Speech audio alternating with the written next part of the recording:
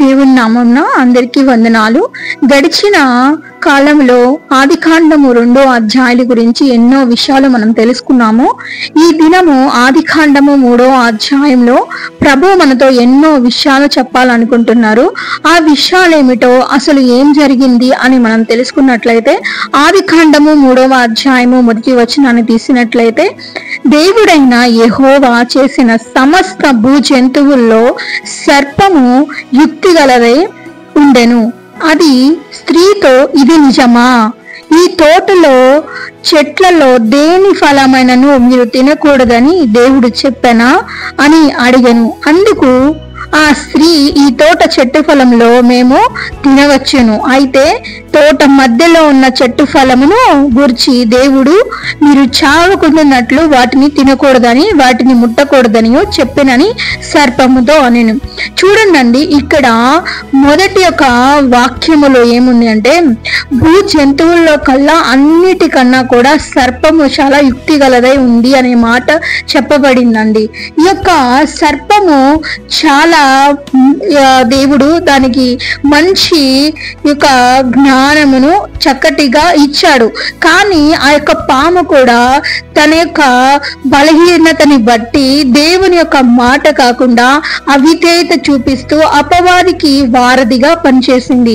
అపవాదిని తనలోకి ఏలుబడి చేయడానికి ఆరంభించింది. మొట్టమొదటిగా ఈ భూమి మీద ఉన్న జంతువులన్నీ కూడా చాలా మంచి స్వభావం కలిగినాయండి. ఏది కూడా క్రూరత్వంతో కానీ ఒకటికి హాని చేయాలనే ఆలోచన కానీ లేదు. అయితే మొట్టమొదటిగా సర్పము కానీ దేవుని యొక్క ఆజ్ఞకు వ్యతిరేకించి ఆ యొక్క అపవాది అయిన అనుచరుడికి తను ఆ యొక్క వ్యక్తిగా సపోర్ట్ చేసింది. అలా సపోర్ట్ చేస్తూ ఆమె స్త్రీతో మాట్లాడటం జరిగింది. ఇక్కడ మీరు కనిపించినట్లయితే స్త్రీ ఆ యొక్క సర్పము మాట్లాడుతున్నప్పుడు చూసినట్లయితే ఆమె ఆశ్చర్యపోలేదు. అంటే ఆ కాలము అంటే ఏదోను వనములో ఈ యొక్క సర్పమునకు ప్రభువు మాట్లాడే శక్తి ఇచ్చాడా? ఈ విషయం అయితే మనకు తెలియదు, కానీ మరుగు చేయబడింది.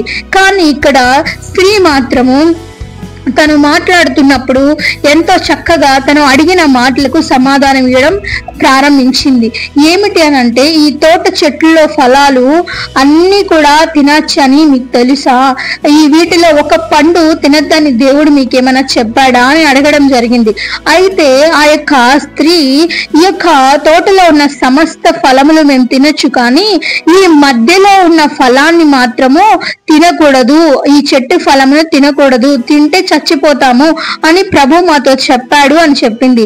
అయితే ఆ మరుక్షణమే ఆ యొక్క సర్పం చూడండి ఎలా మాట్లాడుతుందో, ఎంత అబద్ధాన్ని ప్రకటిస్తుందో చూస్తే ఆ యొక్క ఆదికాండము 3వ అధ్యాయం 4వ వచనంలో చూసినట్లయితే, అందుకు సర్పము, మీరు చావనే చావరు, ఏలయనగా మీరు వాటిని తినదినమున మీ కనువులు తెరబడియు మీరు మంచి చెడ్డలు ఎరిగిన వారై దేవత వలె ఉండుదురని దేవునికి తెలియను స్త్రీతో చెప్పగా, ఆ యొక్క స్త్రీ ఆ వృక్షము ఆహారమునకు మంచిదనియు కన్నులకు అందమైనదియు వివేకమిచ్చు రమ్యమైనదియు ఉండుట చూసినప్పుడు ఆమె దాని ఫలముల్లో కొన్ని ఫలములు తీసుకొని తిని తనతో పాటు తన భర్తకు కూడా ఇచ్చింది, తను కూడా తినను. ఈ మాట చూడండి, సర్పము మీరు చచ్చిపోరు, అబద్ధం చెప్తుంది, మీకేమీ కాదు, మీరు అన్ని మంచి చెడులు అంటే ఇక్కడ మనం 2వ అధ్యాయంలో జీవ వృక్షము వేరు, మంచి చెడ్డలు ఇచ్చే వృక్షం వేరు. ఇక్కడ వీళ్ళు జీవ వృక్ష ఫలాలు తీసుకోకుండా మంచి చెడుని ఎరిగే ఒక చెట్టు ఫలాన్ని స్వీకరించారు. ఆ చెట్టు ఫలాన్ని వీరు తిన్నారు. వీరు తిని, ఆ యొక్క స్త్రీ తిని ఆ ఫలాన్ని తన యొక్క భర్త అయిన ఆదాము గారికి, మొదటి పురుషుడికి కూడా ఇవ్వడం జరిగింది. అలా ఇచ్చిన తర్వాత వారు ఇరువురు కూడా ఆ ఫలాలు తిన్నారు. చూడండి, అప్పటి వరకు తోటలో ఎన్నో ఫలాలు వారి యొక్క ఆకలిని తీర్చాయి, ఎంతో చక్కగా వారు వాటిని భుజించారు. కానీ ఈ యొక్క రమ్యముగా చాలా చక్కగా చాలా మంచిగా కనపడ్డాయట ఈ వృక్ష ఫలాలు. అంటే అప్పటి వరకు కనిపించలేదా? అప్పటి వరకు మంచిగా అనిపించలేదా? చూడండి, ఈ యొక్క అపవాది బానిసత్వమైన సర్పం వచ్చి అవ్వని మోసగిస్తున్న క్షణంలో ఆ యొక్క అబద్ధము, ఆ యొక్క దేవుని యొక్క ఆజ్ఞ తిరస్కరించడం కూడా చాలా అందముగా చాలా చక్కగా కనపడింది అవ్వగారికి. ఈరోజు మన జీవితాల్లో కూడా అంతే. పాపము చెయ్యొద్దు అని మన తండ్రి మనకు చెప్పాడు, కానీ మనము దాన్ని చేయడానికి ఎంత ఆకర్షణలో అవుతామో, ఎంత ఇదిగా అయిపోతామో. ఇది చెయ్యొద్దురా అంటే అదే పాపాన్ని మనం పదే పదే చేస్తూ ఉంటాము. అందుకే మన యొక్క లోకంలో ఎన్నో పాపాలు కూడా ఆకర్షణీయంగా చాలా మంచిగా అనిపిస్తుంది మొదట, కానీ చివరికి మన జీవితము పతనమయ్యే స్థితికి వెళుతుంది. ఇక్కడ అలా మన యొక్క మొదటి పితరులు అనబడిన ఈ యొక్క ఆదాము అవ్వగారు ఇద్దరు కూడా ఈ స్త్రీ పురుషులు ఆ ఫలాన్ని తిన్నారు. సరే తిన్నారు, తిన్న తర్వాత ఏం జరిగిందో చూద్దాం రండి. అయితే ఈ యొక్క ఫలములు వారు ఇరువురు తీసుకొని తిన్న తర్వాత ఏం జరిగింది అని అంటే, ఈ యొక్క ఆదికాండము 3వ అధ్యాయంలో అప్పుడు వారిద్దరూ కన్నులు తెరవబడెను. వారు తమ దిగంబరులమని తెలుసుకొని అంజూరపు ఆకులు కుట్టి తాముకు కచటలను చేసుకొనిరి. చూడండి, ఇక్కడ వీళ్ళు ఎంత ఇదిగో కన్నులు తెరవబడ్డాయి. అప్పటి వరకు వారు ప్రసి హృదయము కలిగిన, అంటే ఏ పాపము ఏ దేశము అసూయలు లేకుండా చంటి బిడ్డలు ఎంత చక్కగా ఉంటారో వారికి ఏవి తెలియదండి. ఈరోజు కోప్పడతారు కానీ మళ్ళా వారితోనే ఆడుకుంటారు. కానీ మనం అలా కాదు కదా.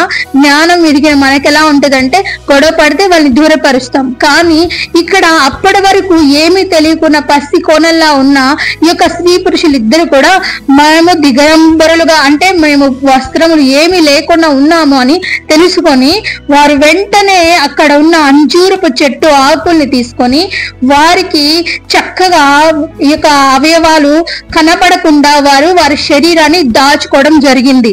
ఈ యొక్క విషయము అయిపోయిన తరువాత ఆ యొక్క చల్లటి పూట ఈ యొక్క ఆదాము గారిని అతని భార్య తోటలో సంచరిస్తూ ఉండగా అప్పుడే దేవుని యొక్క స్వరాన్ని వారు విన్నారండి. దేవుని యొక్క స్వరాన్ని విని వారు వెంటనే ఏం చేశారంటే దేవునికి కనబడకుండా ఆ యొక్క పొదల్లోకి వెళ్ళి వారు దాక్కున్నారు. అయితే ప్రభు ఇలా చెప్తున్నాడు. 9వ వచనాన్ని మనం చూసినట్లయితే, దేవుడైన యెహోవా స్వరము విని దేవుడైన యెహోవా ఎదుటికి రాకుండా తోట చెట్లు మధ్య దాగి కొనగా దేవుడైన యెహోవా ఆదామును పిలిచి నీవు ఎక్కడున్నావనను. అందుకతడు నేను తోటలో నీ స్వరము విన్నప్పుడు దిగంబరిగా నుండుటను గనుక భయపడి దాక్కుంటేని అని. అందుకైన నీవు దిగంబరమని నీకు తెలిపిన వాడు ఎవడు? నీవు తినకూడదని నేను నీకు ఆజ్ఞాపించిన వృక్ష ఫలములు తింటివా అని అడిగాను. అందుకు ఆదాము నాతో నుండుటకు నీవు ఇచ్చిన ఈ స్త్రీయే ఈ వృక్ష ఫలంలో కొన్ని నాకు ఇయ్యగా నేను తింటెను అనను. చూడనండి, ప్రభువు మనము తప్పు చేస్తాము, అది ప్రభుకు తెలుసు. ప్రభు మన హృదయ అంతరంగములు కూడా ఎరిగినవాడు, మన జీవిత విధానాన్ని కూడా చూస్తున్నవాడు. ఇక్కడ ఆదాము గారిని అడుగుతున్నాడు, నువ్వెక్కడున్నావని. ఆయన దేవుని యొక్క స్వరాన్ని విని ఎప్పుడు అయితే మనము ఒక తప్పు చేస్తామో మనము ఎంతగా భయపడతామండి, ఎంతగా టెన్షన్ అవుతుంటామో. మనం ఒక తప్పు చేసాము, ఒక దొంగతనం చేసాము, ఆ దొంగతనం గురించి మన తల్లిదండ్రులకి తెలిసిపోయిద్దేమో, వాళ్ళు ఏమైనా పనిష్మెంట్ ఇస్తారేమో అని మనం ఎంత టెన్షన్ అవుతుంటాం, వరి అవుతూ ఉంటాము. అలాగే ఇక్కడ కూడా ఆదాము గారు కూడా దేవుని చూసి భయపడడము మొదలు పెట్టాడు. అప్పటి వరకు దేవునికి ఆదాముకి మధ్య భయం అనేది లేదు అండి. అప్పటి వరకు ఎంతో చక్కగా వారి మధ్య ప్రేమ ఆప్యాయతలు మాత్రమే ఉన్నాయి. కానీ ఎప్పుడు అయితే తను పాపంలో పడ్డాడో, ఎప్పుడు అయితే దేవుడు చేయకూడదన్న పని చేశాడో తనలో భయం అనేది క్రియేట్ అయింది. ఆ భయం వల్ల దాక్కున్నాడు. అయితే ప్రభు తనకు ఒక అవకాశముగా ఏమిటి, నేను తినవద్దన్న ఫలాన్ని నువ్వు తిన్నావా అని అడిగాడు. కానీ నిజాయితీగా తను ఆ ఫలం నేను తిన్నానని ఒప్పుకోకుండా తన యొక్క నేచర్ లో ఏంటి అంటే ఎప్పుడు అయినా కానీ ఒక తప్పు ఎందుకు చేసావురా అని నన్ను అడిగినప్పుడు మన మనం ఏం చేస్తాము, ఆ తప్పు నేను చేయలేదు, దీని వల్ల నేను చేయాల్సి వచ్చిందని రీజన్స్ ఇవన్నీ కూడా మనం చెప్తా ఉంటాము. ఈ రీజన్స్ చెప్పడము, ఇట్లా పక్కన వాళ్ళ మీద తోయడము, ఇది మొదటి మన పితరుడైన ఆదాము గారి నుంచి మొదలైంది అండి. ఆయన ఏం చేశారంటే ఆ యొక్క స్త్రీ నాకు ఇచ్చింది, నేను తిన్నాను అని చెప్పాడు. ఆ తర్వాత ప్రభు ఆ స్త్రీని కూడా అడిగాడు, నువ్వు ఆ ఫలాన్ని తిన్నావా అంటే, నేను కాదు, ఆ సర్పము నన్ను మోసగించడం వల్ల నేను తిన్నాను అని. ఇక్కడ ఎవరు, ఆదాము గారు కానీ స్త్రీ కానీ, మేము ఆ పండుని ఆకర్షణీయంగా ఉంది, ఆ పండు రమ్యముగా ఉన్నది, అది తింటే మేము కూడా నీలాగే నీ యొక్క దైవ రూపాన్ని మేము పొందుకుంటామని ఆశ కలిగి తిన్నామని చెప్పకుండా వారు ఏం చేశారు, అబద్ధం ఆడడం మొదలు పెట్టారు. చూడండి వారి స్థితి ఎక్కడి నుంచి భయపడ్డారు. తరువాత ఇప్పుడు చివరికి అబద్ధాలు, నిందారోపణ చేయడం మొదలు పెట్టారు. ఇలా వాళ్ళు చేసిన దాన్ని కూడా ఒప్పుకోకపోవడం వల్ల ఆ యొక్క సర్పముని దేవుడు మొదటిగా శిక్షించాడు. ఎందుకు అంటే ఇక్కడ మొదటిగా తప్పుకు ఆస్కారముకి ఇచ్చిన వ్యక్తి ఎవరు, ఆ యొక్క సర్పము అండి. చాలా యుక్తి కలిగినదిగా దాన్ని దేవుడు ఎంతో చక్కగా చేసి ఉన్నాడు. కానీ అది ఏమి చేసింది, ఆ యొక్క అపవాదికి వారధిగా ఉంది, ఆ అపవాదికి అనుచరుడుగా మారిపోయింది. కాబట్టి అప్పటి వరకు సర్పానికి దేవుడు ఎన్నో ఆశీర్వాదాలు, ఎన్నో బ్లెస్సింగ్స్ ఇచ్చాడు. అవన్నిటిని కూడా ఆయన తీసివేసి దాన్ని మొదటిగా శపించి ఏం చెప్పాడంటే, ఈ యొక్క 14వ వచనం చూసినప్పుడు, అందుకు దేవుడైన యెహోవా సర్పముతో, నీవు దీన్ని చేసినందున పశువుల అన్నిటిలో, భూజంతువుల అన్నిటిలో నీవు శపించిన బడదానివై నీ కడుపుతో ప్రాకుచు నీవు బ్రతుకు దినములన్నీ మన్ను తిందువు, మరియు నీవు స్త్రీకిని నీ సంతానమునకు, ఆ యొక్క సంతానమునకు వైరము కలుగజేసేదను, అది నిన్ను తల మీద కొట్టెను, నీవు దాన్ని మడిమ మీద కొట్టేదేవని చెప్పాను. చూడండి, సర్పము మొదట ఎలా ఉంది, చాలా స్నేహపూర్వకంగా ఎంత చక్కగా ఉంది మనుషులతో, మన యొక్క పితరులైన ఆ యొక్క స్త్రీతో. కానీ ఎప్పుడు అయితే అపవాదికి వారధిగా పనిచేసిందో తన జీవితం ఒక శాపగ్రస్తముగా మారిపోయింది. ఎలా తను కాళ్ళతో హ్యాపీగా నడిచే యొక్క సర్పము ఇక తన యొక్క బ్రతుకు అంతా కూడా మట్టిలో తను ఇలా ప్రాకుతూ బ్రతకాలి అని తన యొక్క జాతి అన్నిటికీ కూడా శాపాన్ని కొని తెచ్చింది. అంతేనా, ఏమైంది, యొక్క స్త్రీ అంటే మానవులకి మనకి అంటే ఆ యొక్క సర్ప యొక్క జాతికి వైర్యం ఇక్కడే కలిగిందండి. ఈరోజు పాము మనల్ని ఏమి చేయనప్పటికీ కూడా మనము దాన్ని చూడగానే చంపేయాలని చూస్తాము, లేదా సర్పము మనల్ని చూడగానే మన పాదాల మీద ఎక్కువగా కాటు వేయడానికి చూస్తుంది. కాబట్టి దేవుడు ఆ రాజు అంటే ఈ యొక్క భూమి మొదలైన మొదటి స్థలంలోనే, మొదటి స్థితిలోనే ఆ యొక్క సర్పానికి ప్రభు ఇచ్చిన శాపము ఏమిటి అని అంటే, అది మన మడం మీద కొడితే మనము దాన్ని తల మీద కొట్టి చంపవేస్తాము. అలా సర్ప జాతికి మనకి వైర్యం అనేది వచ్చిందండి. మానవ జాతికి సర్ప జాతికి వైర్యం ఎక్కడ మొదలైందంటే ఏదోను తోటలో మొదలైంది. అప్పటి నుంచి సర్పం యొక్క తన యొక్క జాతులన్నిటికీ కూడా శాపాన్ని కొని తెచ్చేలాగా సర్పం జీవితం అయింది. ఆ తరువాత ఆ యొక్క సర్పం మాట విన్న స్త్రీ గారి గురికి ఎటువంటి శాపం వచ్చిందో చూడండి. ఈ యొక్క స్త్రీ ఆ యొక్క సర్పము మాట విన్నందున ఆ స్త్రీ ప్రసవ వేదన, గర్భ వేదన, మిక్కిలి హెచ్చైన వేదనతో పిల్లల్ని కంటుంది అని. చూడండి, ఇప్పుడు మన తల్లులు ఎంతో పురిటి వేదన పడి 9 నెలలు మోసి ఒక బిడ్డని కనడము ఎంత పెయినో, ఎంత బాధో తెలుసా? ఈ బాధకు కారణము, దీనికి కారణం ఎవరో తెలుసా? మన యొక్క తల్లి అయినా ఇక మొదట స్త్రీ, ఆ మన పితరురాలు, ఆమె చేసి ఆ సర్పము మాట విన్నందున ఈ యొక్క ఎక్కువ ప్రయాసతో ఎక్కువ నొప్పితో ఒక బిడ్డను కనేటువంటి స్థితికి ఈ యొక్క స్త్రీ వ్యక్తి అప్పటి వరకు ఎటువంటి నొప్పి లేకుండా ఎటువంటి పెయిన్ లేకుండా ఆమె బిడ్డలు కనేదానిగా ఒక చక్కని జీవితం ఆమెకి ఇవ్వబడడం జరిగింది.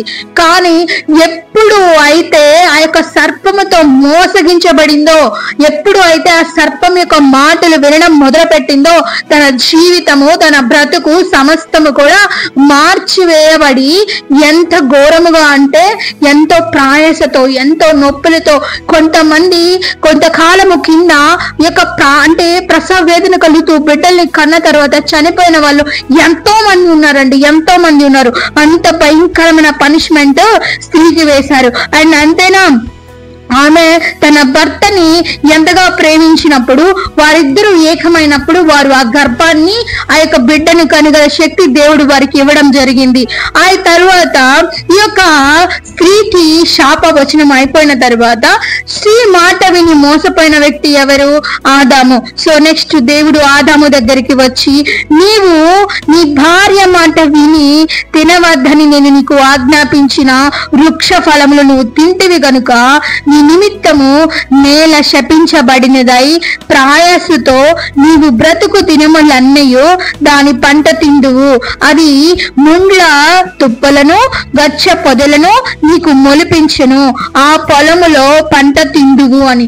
అప్పటి వరకు ఎంతో చక్కగా భూమి అంతా యొక్క ఏదోన వనములో ప్రభు ఫలాలిచ్చే వృక్షములు ఇచ్చి ఆ ఫలాలను తింటూ ఆ యొక్క జలపాతాలు అన్ని వచ్చి ఆ వాటరింగ్ చేసుకుంటూ అలా ఉన్న హ్యాపీ అయిన జీవితంలో ఈరోజు భూమి అంతా కూడా శపించబడి ముళ్ళ పొదలు గొచ్చ పొదలు ఇవన్నీ ఎలా వచ్చాయి అనంటే మన పితరుడైన ఆదాము గారు చేసిన పొరపాటు వల్ల దేవుని యొక్క కోపానికి రగిలి ఈ భూమి కూడా శపించబడి భూమి అంతా కూడా ఈ యొక్క రాళ్లతోనూ ముళ్ళతోనూ తుప్పలతోనూ ఏర్పడింది.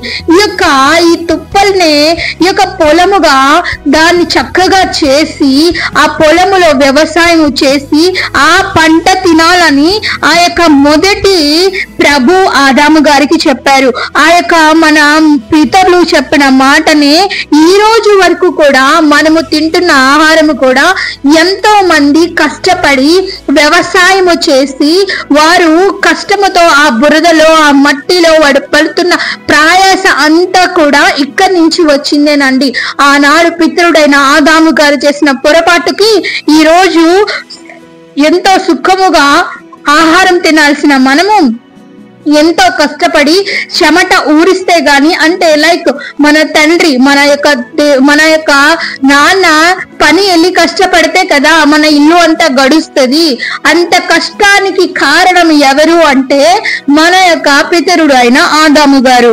అంతేనా, తర్వాత ఏమైందో తెలుసా? నేల నుండి తిరిగి చేయవారు నీ ముఖము చెమట కార్చిన ఆహారం తిని ఏలి అనగా నేల నుండి తీయబడితివి, నీవు మన్నయ్య గనుక తిరిగి మన్నయ్య పోదు అని చెప్పాను. ఈ యొక్క చూడండి, ఈ మన్నుతో ఇక మొదటి పురుషుడైన ఆదాము గారిని చేయడం జరిగింది. అలా ప్రభు ఏం చెప్పాడంటే, నువ్వు అలా పంటని కోసి ఆ యొక్క కష్టపడి చేసిన ఆహారాన్ని తిని అలాగే ఆ కష్టపడిన తరువాత నీ యొక్క మొహము అంత చెమట్లు కారిపోతుంది కదా, నువ్వు ఒక సమ్ టైం అయిన తర్వాత మట్టితో నేను చేశాను కాబట్టి నువ్వు చివరి క్షణంలో నువ్వు చనిపోయే క్షణంలో ఆ మట్టిలో కలిసిపోతావు అని. ఇప్పుడు మనం చాలా మంది కూడా కొంతమంది క్రిస్టియానిటీలో ఇట్లా బయలంటే బూడ్చి పెడతారు, కొంతమంది కాల్చి వేస్తారు. ఇట్లా ఉంది కదండి. ఈ యొక్క పాతి పెట్టిన తరువాత కొన్ని దినాలు కొన్ని సంవత్సరాల తర్వాత మీరు వెళ్ళినట్లయితే ఏ మనిషిని అయితే మనము బూడ్చి పెడతామో ఆ మనిషి యొక్క ఎముకలు కూడా ఉండదంటే మొత్తం కూడా ఆ యొక్క మట్టిలో కలిసిపోతాయండి, మట్టిలో కలిసిపోతాయి. ఇది ఎందుకు అంటే మన శరీరం మట్టితో చేసింది కాబట్టి ఇప్పుడు చనిపోయిన ప్రతి ఒక్కరు కూడా ఆ మట్టిలోనే కలిసిపోతారు. కానీ శరీరం అనేది మట్టిలో కలిసిపోతుంది కానీ ఆత్మ కలవదు, అది జీవాత్మ అయి దేవుని సన్నిధికి చేరుతుంది. అలా ఈ యొక్క శాపాన్ని మరణాన్ని తీసుకొచ్చారు మన పితరులు. అండ్ తర్వాత ఏం జరిగిందో చూద్దాం రండి.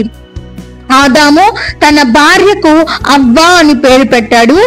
ఏలి అనగా ఆమె జీవము గల ప్రతి వానికి కూడా తల్లి అని దేవుడైన యెహోవా ఆదాముకు అతని భార్యకు చర్మపు చొక్కాలను చేయించి వారికి తొడిగించి, అప్పుడు దేవుడైన యెహోవా, ఇదిగో మంచి చెడులు ఎరిగినట్లు ఆదాము మనలో ఒక వంటి వాడు అయ్యను, కాబట్టి అతడు ఒకవేళ తన చెయ్యి చాచి జీవవృక్ష ఫలములు కూడా తీసుకొని తిని నిరంతరం జీవించునేమో అని దేవుడైన యెహోవా అతడు ఏ నేల నుండి తీయబడనో దాని సేద్యపరచుటకు ఏదోను తోట నుండి అతని పంపివేశను. అప్పుడు ఆయన ఆదామును వెళ్ళగొట్టిన ఏదోను తోటకు తూర్పు దిక్కున కెబూరలను జీవవృక్షమునకు పోవు మార్గమున కాచుటకు ఇటు అటు తిరుగులాడుచున్న ఖడ్గ చాలను నిలబెట్టెను.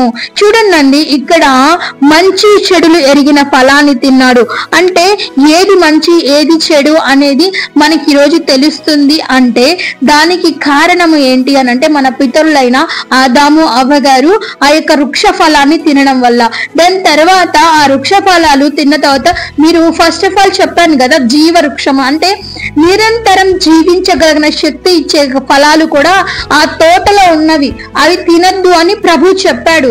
కానీ దాని పక్కనే మంచి చెడులు ఇచ్చే ఫలాలు కూడా ఉన్నాయి. మీరేం చేశారంటే మంచి చెడు ఎరిగే యొక్క వృక్షముని ఫలాలు తీసుకొని తిన్నారు, కానీ జీవవృక్ష ఫలం తినలేదు. కాబట్టి మళ్ళా ఆ యొక్క ఫలాన్ని, ఎందుకంటే ఆల్రెడీ వీళ్ళు పాపంలో పడ్డారు, అంటే ఆజ్ఞను తిరస్కరించడమే పాపము.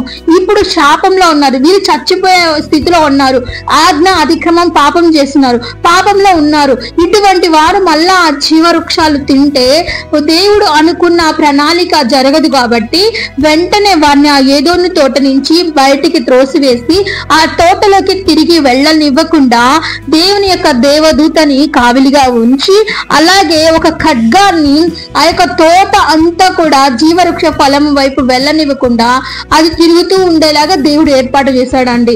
చూడండి ఎంత గొప్ప దేవుని యొక్క సృష్టి అండి. ఇదిగో ఈరోజు మన జీవితాల్లో మరణం ఎలా సంభవించిందో, అలాగే మన యొక్క తండ్రి వ్యవసాయం ఎందుకు చేయాల్సి వస్తుందో, అలాగే ఒక స్త్రీ ఎందుకు ఇంత ప్రసవ వేదన కలిగి బిడ్డల్ని కంటుందో, అలాగే ఒక పాము ఎందుకు మనము దాన్ని చూడగానే తల మీద కొట్టి చంపేస్తున్నాము, అదెందుకు మనల్ని ఇలా మడమ మీద కరుస్తుంది అనే విషయాన్ని, అలాగే ఈ యొక్క దేవుడు ఒకసారి అంటే మన తల్లిదండ్రులు కానీ మనము కానీ ఏదైనా తప్పు చేసినప్పుడు మనల్ని అడిగినప్పుడు ఆ తప్పును ఒప్పుకునే వారిమి కాకుండా ఎదుటి వారి మీద త్రోసి వేసేవారిమిగా. అండ్ తర్వాత ఇంకో పాయింట్ ఏంటి అంటే ఈ యొక్క ఫలవృక్షములు ఉన్నవి కదా, చూడడానికి ఎంతో చక్కగా అందముగా కనిపించింది. అలాగే ఈ లోకంలో కూడా అండి దేవుడు ఎంతో చక్కగా చేశాడు. కానీ ఈ లోకము ఇప్పుడు ప్రెసెంట్ అపవాది పండకాల్లో ఉంది.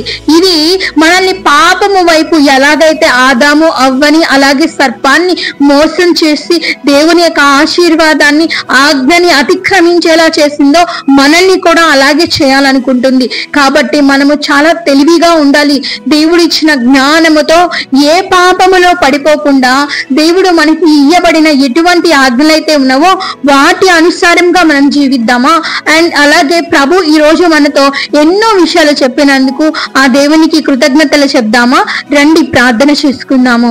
పరిశుద్ధుడా, మహాగణుడా, సర్వోన్నతుడా, సర్వశక్తిమంతుడా, నీకే స్తోత్రములు దేవా. అయ్యా ఇదిగో తండ్రి ప్రభా నాయన, మాతో నాయన ఆనాడు నాయన సర్పం యుక్తి గలదై ఉన్నది, ఎంతో చక్కగా మాట్లాడే శక్తి ఉంది. కానీ నాయన అపవాదికి వారధిగా పనిచేసి నాయన ఆ శక్తిని అంతా కోల్పోయినదిగా ఉన్నది. ఆ తరువాత స్త్రీ నాయన అయ్యా ఆ యొక్క సర్పము మాటలు విని అయ్యా ఎంతో ఆకర్షణీయంగా కనిపించిన ఆ ఫలములు తిని నాయన అయ్యా మరణాన్ని తీసుకువచ్చింది. తను తిన్నదాన్ని మళ్ళీ తిరిగి అయ్యా ఆదాము గారికి కూడా దానిలో పాలు పంచింది. అయ్యా ఇరువురికి నన్ను పరీక్షించావు, వారి తప్పు ఒప్పుకుంటారేమోనని, కానీ వారు ఒప్పుకోలేదు నాయన. ఒకరి మీద ఒకరు నిందలు వేసుకుంటూ తప్పుకున్నారు. అయినప్పటికీ నాయన వారు చేసిన తప్పు కనుక తగిన ప్రతిఫలముగా నాయన సర్పముకు నాయన తండ్రి మన్ను తినేలాగా శపించావు. అయ్యా ఇదిగో తండ్రి స్త్రీకి ప్రసవ వేదన కలుగజేసేలాగా బిడ్డను కలిగే శక్తినిచ్చావు. అలాగే ఆదాము గారు బ్రతికినంత కాలము ఈ నేల నుంచి సేద్యపరిచిన పంటనే తినాలి, అండ్ తర్వాత చనిపోయిన టైం టైంకి మేము మట్టిలో కలిసిపోవాలి అని చెప్పి నాయన ఇచ్చి ఉన్నావు అయ్యా. ఇదిగో నీ ప్రణాళిక ప్రకారమే ఆనాడు నాయన ఈ భూమి మొదలైన అయ్యా కాలములో నాయన తండ్రి నీ వేసిన సమస్తము ఈ రోజు నాయన ఈ 2025 సంవత్సరం వరకు ఇదే విధముగా జరుగుతుంది నాయన.